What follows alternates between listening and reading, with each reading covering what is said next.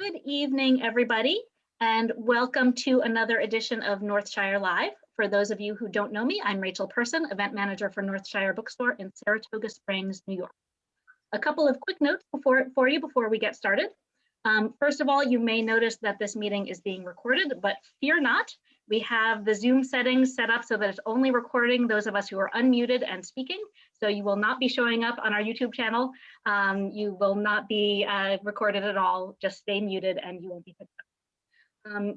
Regarding that, if you have any questions at all for Dottie throughout the evening, please use the chat function to type them in. I will save them up and pose them for you at the end of the night when we get to audience question. Please feel free to make use of the chat for any questions. And then last of all, before I introduce our guest tonight, a note of thanks.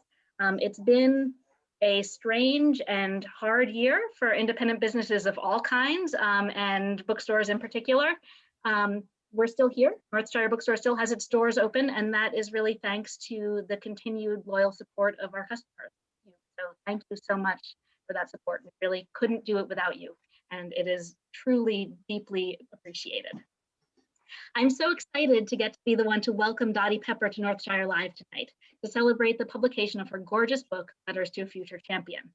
Dottie is a friend and neighbor to our Saratoga store, and it's such a delight to get to celebrate this book with her. She is the lead walking reporter for CBS Sports coverage of the PGA Tour, Masters, and PGA Championship. She played 17 years on the Lpga Tour, winning 17 times, including 2 major championships and 1 additional win on the JLPGA Tour.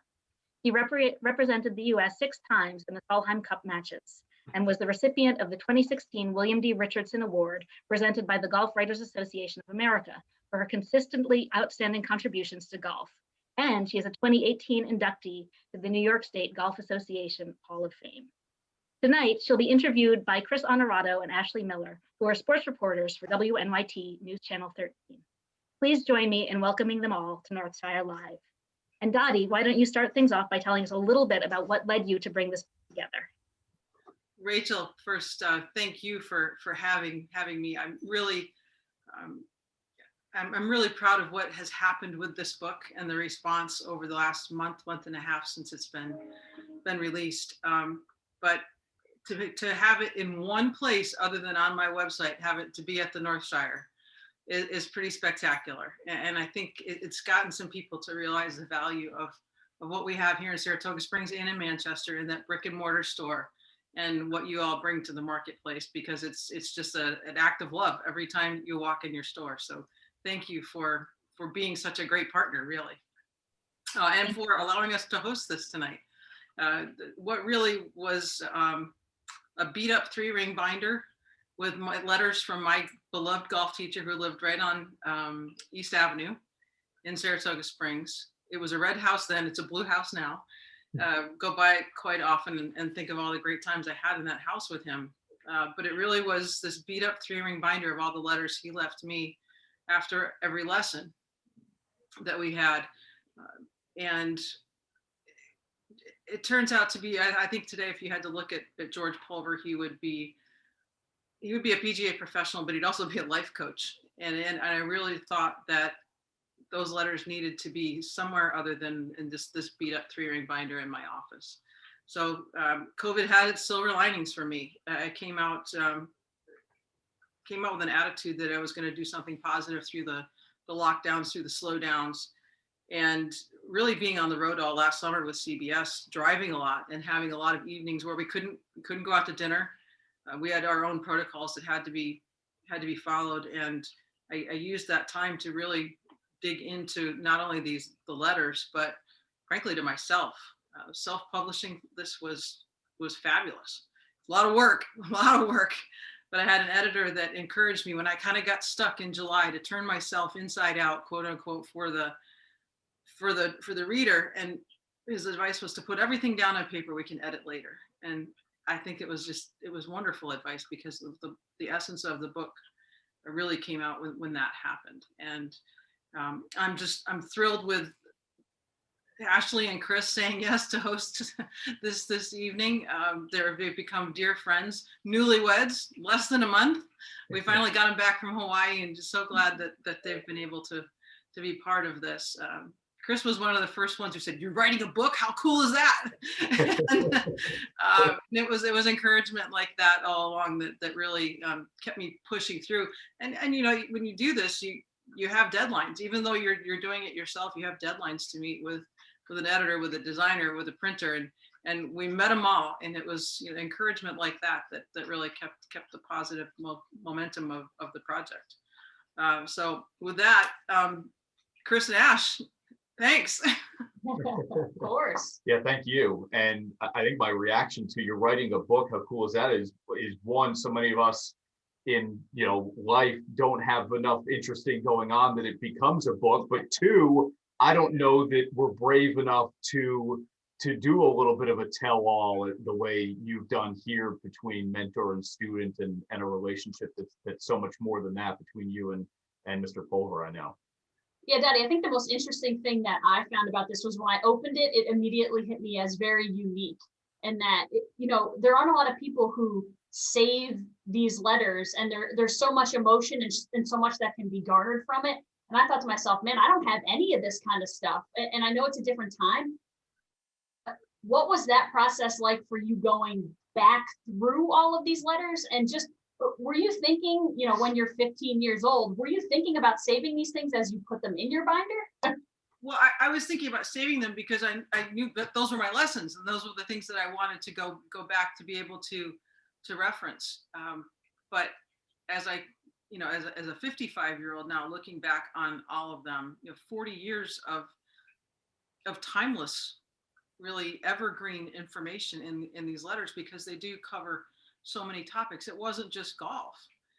It wasn't just education. It wasn't just what turned into mentorship. It was, you know, there's philosophy, there's technique, there's everything that's in these letters. And I think that's what's most important, is that he was able to somehow connect through a very dense-headed 14 and 15-year-old and know how I would learn and how I would best be able to continue really learning and loving in the game.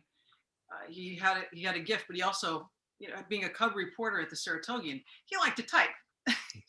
so most of them were typewritten. And you know, I just thought, I never even really thought about the significance of saving them. What I was blown away by was it was probably the end of March, beginning of April, when I really started to kind of get dug into doing this and starting to research behind it to back up letters and put them in a perspective.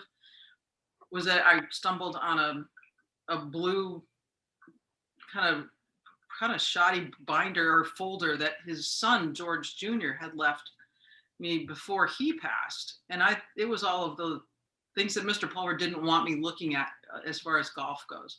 It was all the technical articles and things that he had pulled out of magazines, out of newspapers, and they were all there. They weren't chronological, because I went back and did that and found that the first was back to 1966. But in that bunch of articles, and he scribbled in the margins as he always did, and underlined things, were all the letters I wrote to him. So I had no idea the depth of the relationship being as two-way as it was. So I mean, I had a some of an idea, because I'd maintained such good contact with his family, but he saved all my letters too. Can you, or are you able to now, I guess, tangibly tell us how much he affected you as an athlete? I mean, when we read this book, and people who know your family history and background, I would imagine, and I know you said in the book too, you know, your early love for golf was because your dad had adopted it as a sport that he loved after playing baseball. So that was kind of your start. But then when you were working with Mr. Pulver, are you able to kind of quantify exactly how good he made you?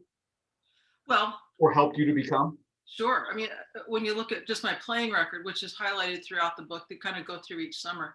I went from losing in the final of the girls' junior the year prior to a very, very good player who went on to be one of the better players at SMU in their program's history. And, you know, coming from upstate New York, the idea of Southern Methodist University, that is so far away. and players that I was competing against getting college scholarships. But I went from that disappointment to a year later winning both the state junior and the state women's amateur, a record that still stands today. So I guess you could quantify it that way. And my rise also through the PGA Junior National Championship.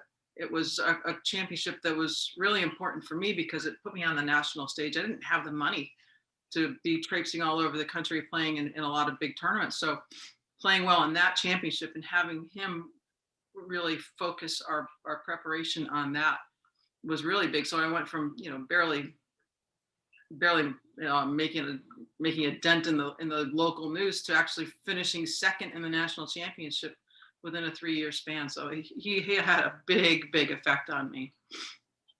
Dottie, when we read the letters, we can kind of garner a little bit about Mr. Pulver and his personality, but if you had to explain to us who he was as a person, can you kind of give us a glimpse into that? Because it's interesting to see, we're reading an early 80-year-old man and his interactions with a teenager at the time, and it just seems so natural.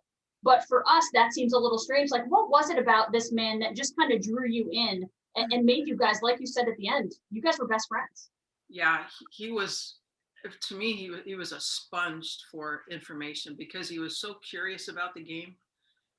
But he was also serious but self-deprecating too, because as you read the letters, you see him go, well, take this advice about putting with a grain of salt because I'm a lousy putter. No, I'm not a good putter. Yeah, I love that part too. When he talked poorly, talked down on his bunker game, but he had a way that was firm but kind, and you just knew there was no garbage in what he was saying. There was no throwaways for him. He was always prepared, and you could tell that by how he starts the letters. Like he was prepared for me to learn and be prepared to reinforce that, and always reinforced it in a very positive way. He was a realist. He told me over and over again how difficult it was going to be a professional athlete. And it's not just what's on the field, it's all the other things that go into it. But he was also, he loved reading, loved learning about other things. He read all the time. His kids still read all the time. I still got clippings from his daughter, Madeline, who's 86. Regular old clippings out of whatever pile of newspapers she was. She was in the media world. She's still at 86 reading everything she can get her hands on. So I imagine, I now see her as I saw him, just he was very full of life, very full of respect. He adored his wife, Martha. My gosh, they were literally attached at the hip. They went everywhere together and always very well put together. He respected the game by being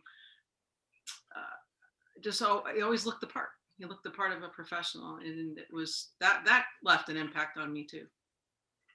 What has me wanting to see the movie Up, the way you described his relationship. I haven't seen it, so now I need to see it so I can apply it to the book. And I will do that.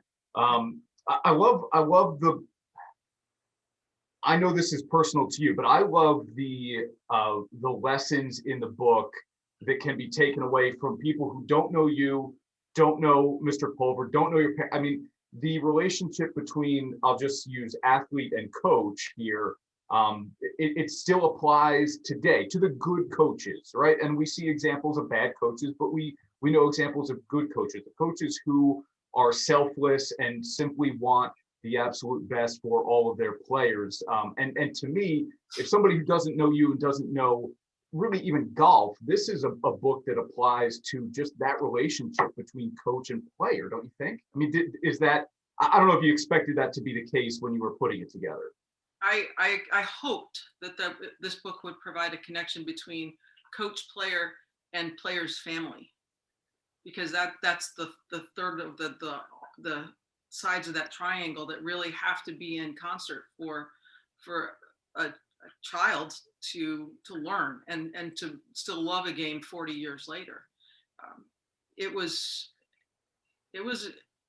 He knew how to get to my parents too. he knew this type A kid. I mean, he was part of responsibility was to kind of rein me in a little bit and teach me how to learn with disappointment and being patient, which I still can't even spell the word, but it, that was part of him to you. That's that, don't run too fast, take your time. These are building blocks. And I think it resonated with my parents, maybe just as much as it did with him. I mean, my dad, so this was in 81. In 1978, I went to my dad and said, I want to play in the state junior tournament. The state girls too, it's not very far away. I want to go play. And they knew that I was just hitting balls on the driving range at our driving range till my hands bled. And that he thought, being the personality I was, that I would go and expect to win the golf tournament, expect to win the state championship, and have a bad experience setting my competitive time off to just a really lousy start. And he was probably right. So they didn't let me go and I was crushed. But the next year I went and I was much more prepared to play. And he was right. I mean, he knew his kid, and Mr. Pulver knew me as well. But I think these letters speak a lot to parents of this crazy youth sports mentality, and the travel teams, and how, I mean, we live next door to the rec center in Saratoga Springs, and I can't tell you how many times, sadly, I hear a parent berate a kid before they even get in a car, because we're just across the fence. And I just think, oh gosh, that kid's never going to love this game. She's never going to love this game. So I think that's the third element of that coach player thing. It's got to be the family too. Yeah, and I think you brought it up. One of the things that stood out about a lot of his letters, always the hang in there, but the positivity that it was so resounding through all of his letters. And was it easier for you at the time? Did it make it easier after a loss when he said something like, listen, you're going to lose, especially in the game of golf. You're going to lose a lot more than you're going to win. Not the end of the world. Put your clubs away. And I love this too. Put your clubs away for a few days, go have fun, be a kid. And when it really pulls at you, when the game pulls at you and you want to get back out there, go get back out there. Did that help you as a young kid, hearing that from someone? It definitely did. And I've been asked just over the last few weeks, when Will Zalatoris popped on the stage. Well, he didn't pop on the stage at the Masters. We knew who Will Zalatoris was. But for many, because it's the first time they're looking at golf all season, it's sort of like the big debut of golf for a lot of people in the spring is the Masters. And there's this skinny kid from Dallas, Texas. I mean, he's as skinny as a one iron without a grip, according to Butch Harmon. It was a great description of the kid. I just wanted to buy him a cheeseburger. I mean, he's my gosh. But that was asked about Will afterward, and I just thought, this is what Mr. Pulver would tell him, is that ride the great stuff as long as you can while you're enjoying it. But when you start to kind of feel like the game isn't fun and there's a lot of stress going on and you're not at your best and you're not at your sharpest, put it away and don't feel bad about it.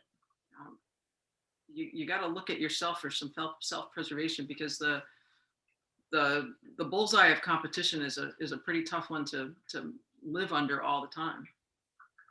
I want to say something good about your parents here too. And Ashley read the book before I did, and she said it then. And then when I went back and read your letters, I thought the same exact thing.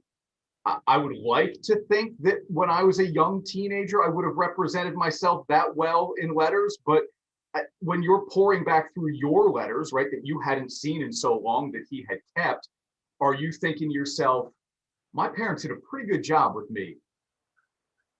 Yeah, I do, and I still like to respond to people in writing, not necessarily always on an email or a text. I just got some new stationery from Paper Dolls here in town, so I wanted new just note cards. And I will tell you what's also happened from the book, which I was not prepared for. People have written back to me and have said, I purposely wrote this because of what I experienced with the letter. That's pretty cool. I signed one book yesterday for a guy who said, I forget his name, but he said, he asked me to write it to so-and-so. Make sure you write your daughter every week. So that was pretty powerful. So maybe this is all kind of a reconnection with doing things a little bit the old way. You also have impeccable cursive for a young kid. Because I was like, Chris goes, I couldn't write, if you gave me something to write, I couldn't write it in cursive now. No I was like, chance. yeah, you had very good handwriting. I think I've actually said, because I had another guy on respond back from the book after reading it. He said, I can't believe how just and watching your writing evolve as you were a teenager. I said, yeah, well, by the time I got to college, I'm quite sure, because we also was still all pen and paper to write papers when I was in school. They said, remarkable, your penmanship was so good. And I said, well, I'm pretty sure that after reading so many papers, professors said, well, at least we can read it. We'll give her some credit for that. she may have been wrong, but she made it easy on us. Dottie, I wanted to ask about one other letter, and obviously I don't know if everyone has had the chance to read through the book, but there's a letter that you share at the end, which was so powerful to me, from George Pulver Jr., which you hadn't seen. What is it like to read through a letter like that, and to me it was like, man, you were one of the family. You might as well have been one of George Jr.'s siblings, and they were quick to say, like, you were as much as a daughter to Mr. Pulver as we were, sons and daughters. What is it like to read through a letter like that? Well, first of all, I mean, the timing of finding that letter and how I got it was, I still don't know. That letter was supposed to have come to me in college, shortly after he passed. It never made it to me, but a copy of it made it to Madeline, his next oldest sibling. And Madeline was going through paperwork. This was toward the end of February, because we had a February 28th deadline with the printer, and everything had to be designed and uploaded, done on the 28th. And it had to have been like the 20th that I went to the post office. I was on my way over across town to voice the trailer for the book. I mean, we're so far down this track that, I mean, there's no getting back. And I find this letter, and I'm like bawling my eyes out, driving across town out to Carr Hughes, where the studio's waiting. Like, I can't do this. It was a foreshadowing of somewhat where Mr. Pulver thought my career would go. It was sort of a welcoming from the family. It was part understanding that they thought I was the medicine for him while he was the medicine for me at that time. It was crazy that the timing of that all came together. So I'm on the horn with the editor and him with the designer, saying, we're already at 208 pages. We're exactly where we have to be for the book to go and meet the numbers for the printer. But this has to be in. We have to find two pages, and they found it. They moved things around because it was so important to have that letter in there. It was closure. You could have cut Tarico out. but your wife would have had a fit.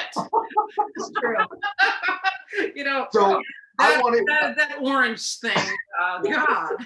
Once you ask him to do it, I'm reading your early letters, and I think you're maybe 15 at the time, maybe even younger, and I'm thinking, you were struggling to find tournaments that were going to allow girls to play or be a good opportunity for a young girl to play. And I'm thinking, you and I have had this conversation, and only maybe a few years ago, right, that it just still hadn't really changed enough in certain parts of New York State, and I'm sure the other parts of the country that I can't really speak to. When you're reading those letters back, are you and you had already put all the wheels in motion to grow the game of girls golf locally, but are you thinking, boy, we did not come far enough, and thank goodness I've had enough people alongside me to really push this through? Yes. And for those who don't know the backstory, it wasn't until the fall of 2019 that Section 2 had a women's or girls golf championship that could then advance qualifiers to the state championship, which has been in place for a very long time. Even when I was in high school, there was a state championship for girls. But Section 2 never had the structure, never had the foundation to get a qualifier going and enough girls playing so you could send legitimate competitors to the state championship. I played on the boys team at Saratoga High because we didn't have a girls team. The girls team, by the way, this year for the first time as a team went 8-2. Bravo. They have done a great job. And unfortunately, COVID knocked out the championship in 2020. So yes, we really failed for a very long time, but that's changed. And women like Eileen Troy and people at the Albany Academy, Anders Matson here in Saratoga Springs as a member of the PGA and a Furman alum, I would say, they've done a remarkable job of getting the word out, of raising the competitive bar, from just teaching from their hearts. They've got girls that really love to play. Saratoga Catholic has girls playing golf. It's tremendous the way it's really turned. And while it seems like it's turned quickly, to your point, Chris, we've had this conversation for a very long time, and they've righted a wrong. Dottie, I think quickly, I'm just going to ask about the Futures Tour, which was then the Symetra, and you played in it, and you were a first in that. You won as an amateur, couldn't even take the money. It went to someone else, which blew my mind. I was like, this is unbelievable. Well, I'm here. I'm going to show you my trophy. Oh, please do. It's a driver without a head shaft, so a wooden head without a shaft, because they didn't think there was nothing else they could give me really. It wouldn't violate my amateur status. So it was signed by all of the competitors and then varnished. So that's what I got. That was pretty crazy. And to think that tournament is still going on here. That's a credit to the Capital Region. Yeah, but how important are tournaments like that? Obviously, like you had a chance to play in it, couldn't win the money, but you've got so many kind of variations of golf. You've got college golf and how important that is to people's maturation. Then you have the Futures Tour, people trying to get to the Lpga and get their cards. If you could kind of just touch on the specifics, those kind of sections, and how important they all are to golf. They were, as Mr. Pulver would have called, they were check marks, things that you just sequentially went through. And it went from junior to local tournaments, playing with mostly with the boys. There were only a couple of girls really playing in this area, to playing in local women's events, sometimes playing against the men events in the area. And then you go on to playing college golf, and you play amateur golf at the same time during the summers, trying to pick and choose the best events that you can get yourself to. And then to have an opportunity for the Futures Tour to be here in Saratoga, in Albany, that was a big deal. That was because it also gave me an opportunity to test myself against that next level. And what do I need to improve on? And to win there was huge. It was a huge confidence boost. But it was also the crazy thing, because my sister was caddying for me. And, the tournaments at that level, even today, there's no scoreboards. I mean, you kind of know where you are in relation to the lead. But I thought I had that putt at the last hole to tie. And it was a total shock that we won the golf tournament. I didn't know until after the putt was holed that I'd won. Speaking of caddying, there's an early note in the book, and George would have never been able to caddy for me because he'd go broke. How much did he lose on a lost ball? I forgot. What was the?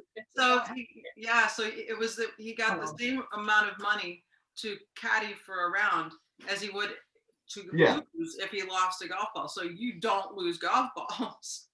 Well, he would have had a hard time with me. I would have said, go as far to the right and into the woods as you possibly can, and I'll probably hit you. Here we go for a swim.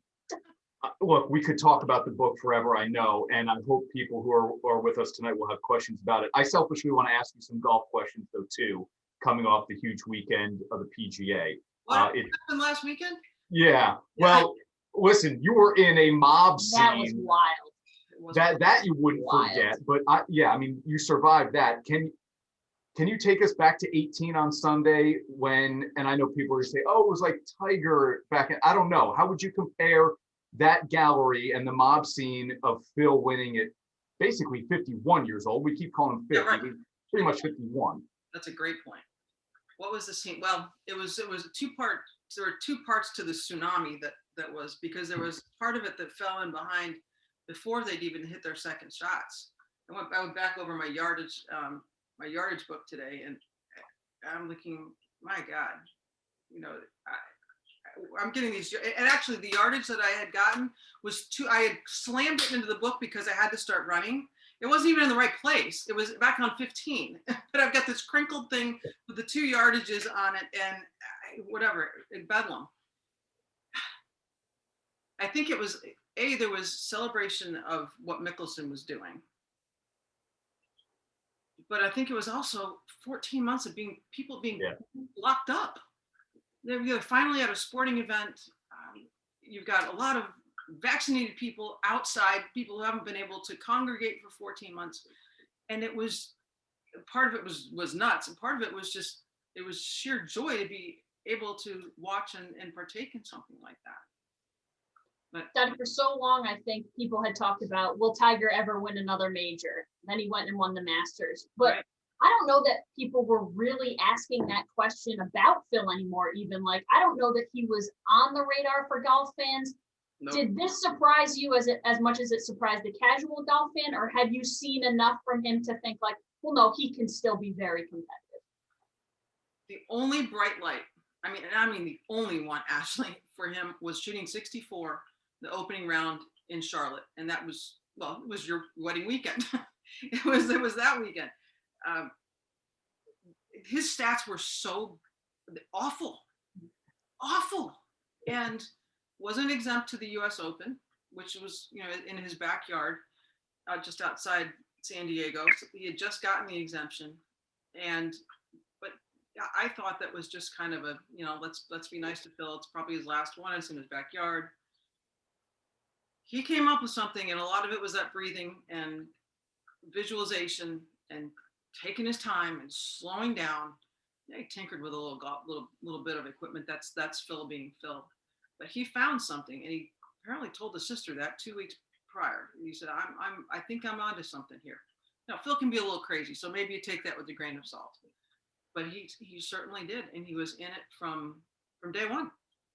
But it was remarkable to watch somebody. Well, he seems to be off the planet every once in a while. I mean, shots can go. I mean, literally, there can be a Walmart between the ends to end from one hole to the other. He had command. He had command of everything. Even though they 3-putted the first hole out on Sunday, the second shot he hit at 11, which people would never talk about. He had driven it wide left into the gallery. Had no chance to get there, but he hit the shot off a bare lie downhill with a 4-iron that didn't get waist high on me, and I'm only 5'4.5".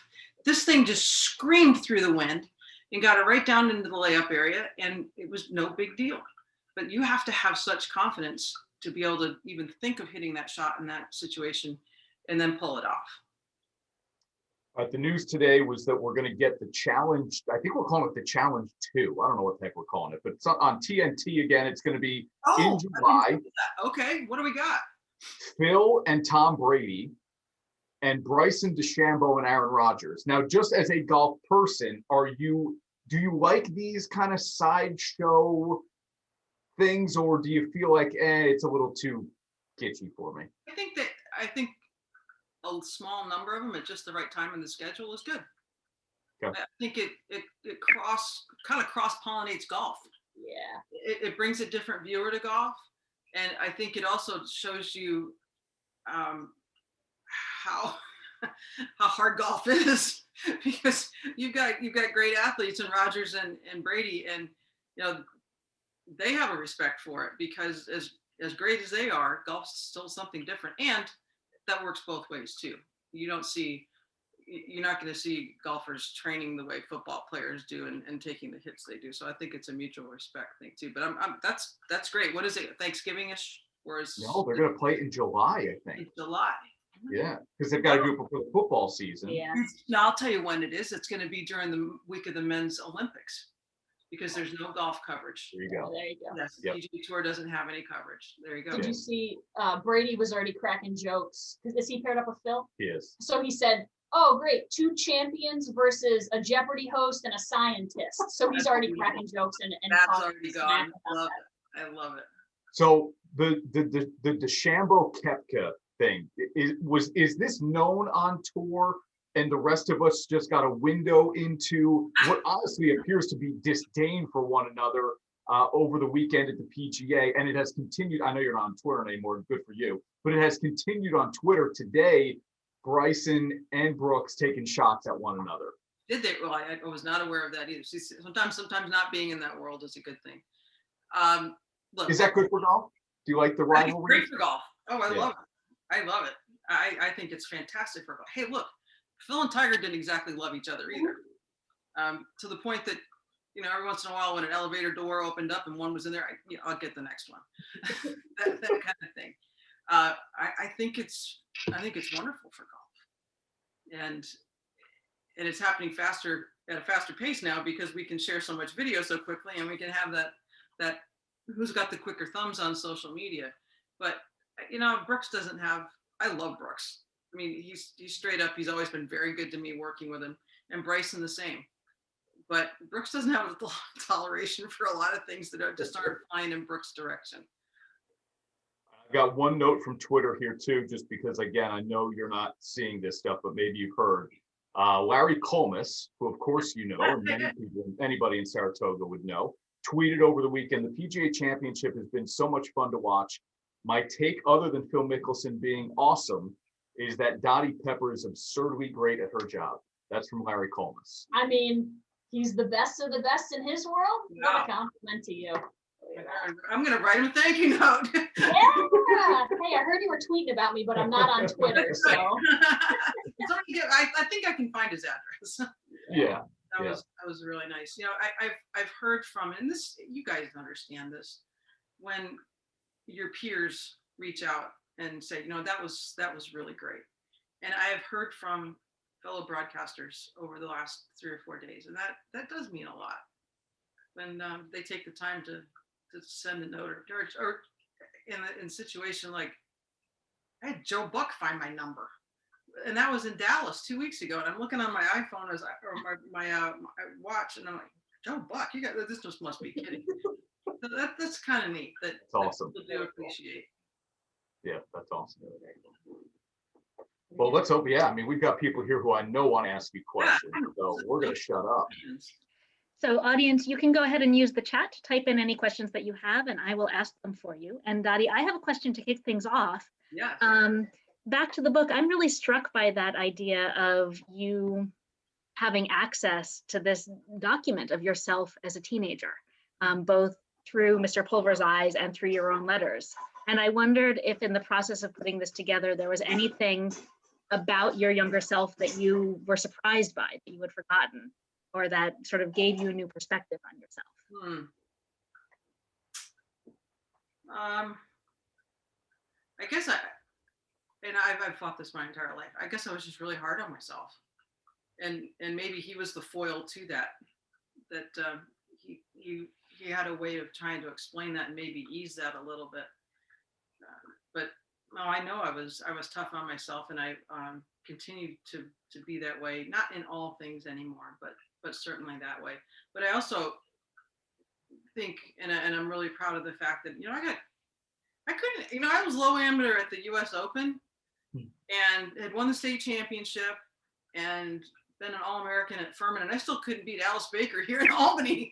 So I guess I'm pretty, proud of the resilience and really wanting to go back and check all those boxes along the way that he wanted me to do, take those steps that Chris was talking about to go from playing junior golf to playing local golf to playing all the other levels.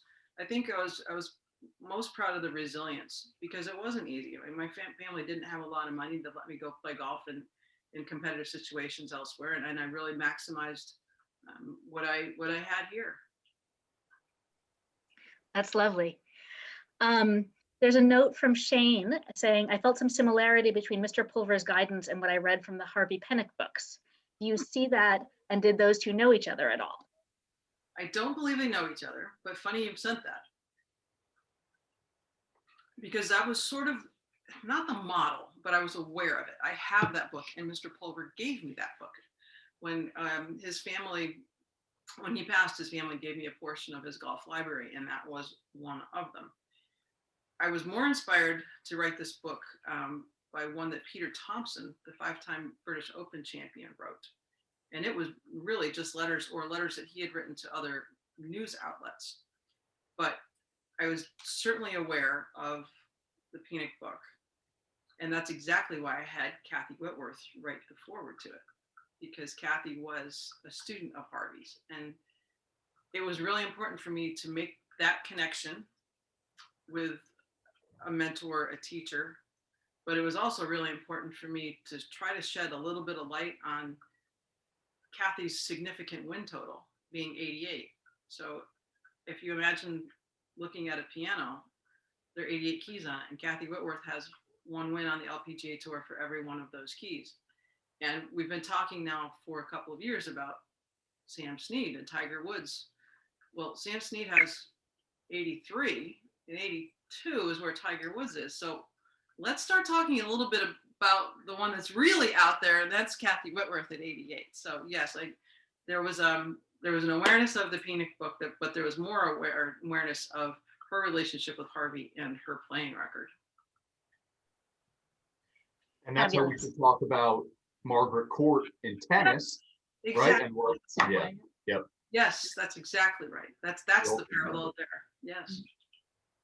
So there's a question from TR saying, my friend, who is a member of the Saratoga Golf Club, knew Mr. Pulver and always called him a pros pro. Do you know why he left the SG and PC and went to McGregor? He actually had 3 jobs at one point. He was at the Saratoga, at the spa, at the Saratoga, the state park, designed one of the 9s. And at one point he had all 3 clubs as the head professional. There was one summer that he did all 3. Don't know when he slept. He had 3 children. Who the heck knows? I believe that he went to McGregor because of the designer. And he had struck up a relationship with him through the man that he had done his apprenticeship with in Lake Placid. And when the McGregor Links job came open, when they built the golf course, I believe Deborah Emmett had a lot to do with him becoming the professional there. Deborah Emmett being the course designer of that, what was such a magnificent property. It was really kind of an inland links, if I could just best describe it. But he did everything at McGregor, and he lived on the property at the 17th hole. There used to be the house just to the right of the drive zone, and that's where the Pulver family grew up for the most part. Neat, thank you. There's a great question here from Carrie. I know you'll be excited about this one, Dottie. Carrie says, I'm an 8-year-old golfer and have 2 questions. So hi, Carrie, yay. What was your favorite LPGA course? And have you ever covered the US Kids World Golf Championship in Pinehurst? Okay, so I'm going to go backwards and say, no, I have not. I've not covered the event at Pinehurst, but I have done the PGA Junior League Championship and loved it every time I've had a chance to do it. It's on, ESPN now has it, and hopefully I'll get invited back to do it again this year because it was canceled from COVID last year. Did the one in 19 and absolutely loved it. So my favorite course on the LPGA, I would say on the regular tour schedule, it was always Mission Hills, where I won my first, or my 2 major championships. It was just hard. It was early in the season and I was raring to go. And I loved Mission Hills because you had to hit every shot in the book. But if I had 1 round left to play, I would play at Salem Country Club on the North Shore of Boston. It's Donald Ross was the architect. It's hosted a few major championships since my first US Women's Open was there in 1984. And I fell in love with the property, partly because I knew what to expect. Mr. Pulver had told me a little bit about the golf course and made me read a little bit about Ross. So I had some information in my back pocket so I wouldn't be just overwhelmed at how the championship was set up and the difficulty of the golf course. So if I had 1 round left to play, it would be there. Thanks for tuning in. So the next question is from Billy, who's a neighbor of yours on Caroline Street, Okay. and asks, do you think a professional tour will come to play in the Capital Region in the future? I think you have a better chance of seeing a women's event come, only because of the infrastructure necessary to have a tournament of a PGA Tour magnitude. I don't think we have a facility that can handle just the behind the scenes that people usually really don't even get to see. The television compound and everything that goes into having PGA Tour Live and all of these other platforms. I don't think we have a facility that could handle that. I would love to see, and I actually tried to put a bid together to even have the girls, US Girls Junior, come to Glens Falls. That would be a golf course, for example, that the Lpga, you could hold it there right now, play it from the tips, and you've got the perfect golf course to test. You've got room enough to have that event, to have it be sort of intimate and really shine a light on what the Capital District could do. It could definitely happen. So who's going to sponsor it? I had no idea, and this is my ignorance, that was how these things get decided, that it's a bid that gets put together. And then are local companies the sponsors? It can be local. Well, the Lpga went to Rochester for years. It was 10 local companies that put the purse together. And it stayed that way for a really long time before Wegmans came in and took the title. But it still had layers of presenting sponsors, and they had elements of advertising, of signage, of activation for their marketing. And they also, certain Pro-Am spots. Pro-Am is huge in making what golf tournaments really happen. And, it's basically the Pro-Am money is what generates all the money for charity. And that's such a huge component of professional golf. But you got to have space to have the tournament. Yes. So Dottie, I know that you've been very active in a lot of local charity initiatives. Is there any local organization that has something coming up that's particularly near and dear to your heart that you'd like to let us know about? Well, the Saratoga War Horse is getting 10% of the proceeds from this book, right off the top, going right over to them. And they've just announced their August gala. It's going to be in person. I think they'll have a virtual element to it, but I think it's the 19th of August. It's during the middle of racing season. They're very excited to have it back and be part of the summer in Saratoga, I guess. So, but that's pretty near and dear to my heart. And then I always also kind of head up what we do at the 9/11 Memorial down on High Rock. So there's a spring cleanup, which went beautifully. It looks so nice right now. And we'll do another one in the fall that I usually post on Instagram, and I'll put it up on my Facebook business page.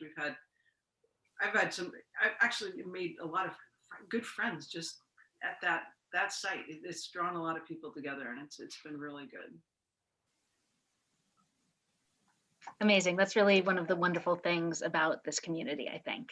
Yeah. Unfortunately, we are just about out of time, but Dottie and Chris and Ashley, this has been really just a fascinating and wonderful evening. I've loved learning about this. And audience, you can order Dottie's book at northshire.com. It is there on our website, and unlike a lot of places, we do still have some copies in stock, though they are going quickly, so get those orders in. And Dottie or Ashley and Chris, does any of you have a sort of last thought that you'd like to take us away with? Go ahead, guys.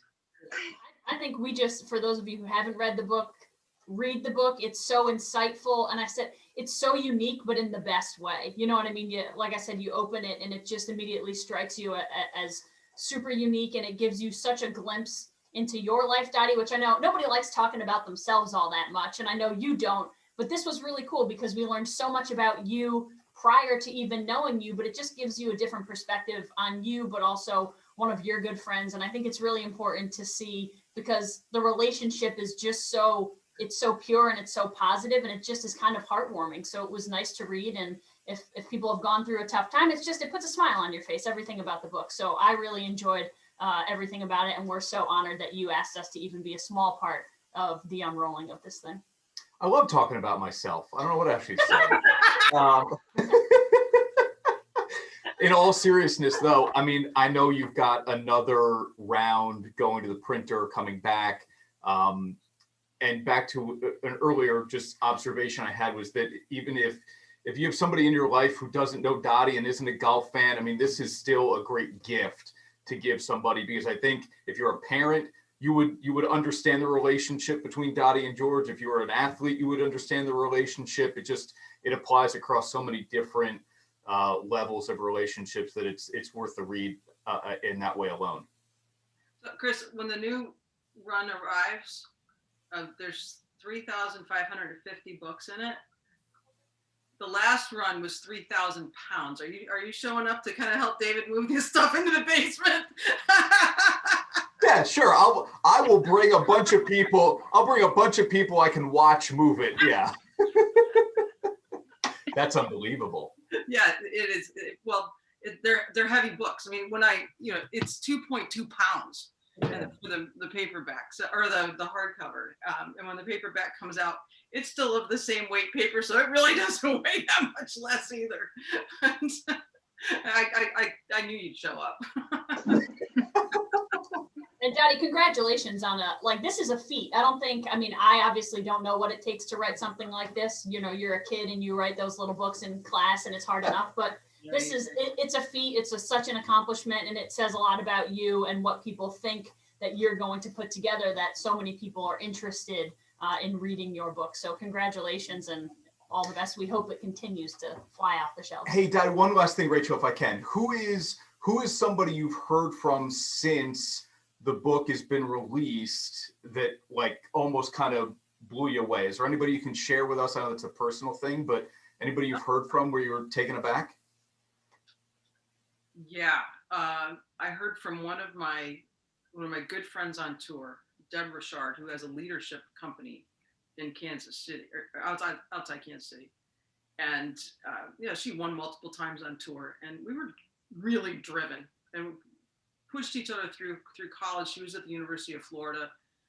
Both graduated on time. I mean, we both were kind of wound that way to we're gonna do this right, and we're gonna get our degrees, and we're gonna then turn professional.